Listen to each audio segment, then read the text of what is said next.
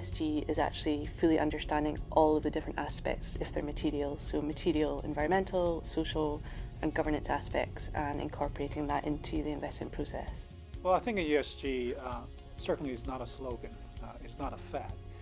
It's something that we believe is part and parcel of any overall assessment of any company.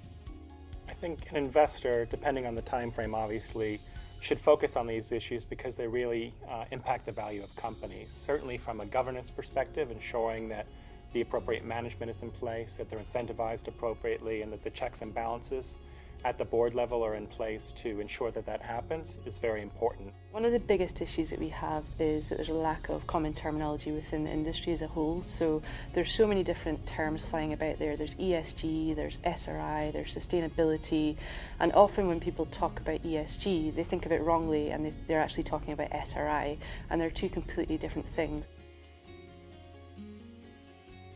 ESG is not SRI, so if we look at the market going back 10 years ago, there was a big focus from institutions largely on socially responsible investments, which also included ethical restrictions.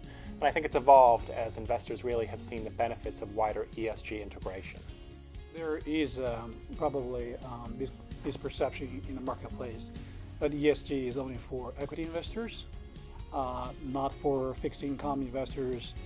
Either they're not interested, or if they are interested, there is not much they can do to influence the company's behavior because they don't have the voting rights. The ESG framework can help fixed income investors identify early signs for risks and liabilities companies may face down the road, and so it really can help them to mitigate and prevent risks. I think active management allows you to engage with companies and to push for change. So regardless of the starting point, companies can always do better. And I think that as active managers, we're aware of the starting point, but also are pushing companies to improve because along that path, we believe that there's value to be uncovered. Incorporation of ESG factors to us really allows us to look at companies from a wider perspective. So not only assessing the investment side of things, but also how the business is governed, and factors, quite frankly, that other investors don't focus on as much in the environmental and social side of things. There are material risks that can be uncovered if you do the work and do it appropriately, and it can help you to mitigate a variety of risks that can be quite material to companies, whether it's cyber risk, whether it's labor risk, etc. So we think that it's well worth the work and quite frankly can help avoid pitfalls in investing.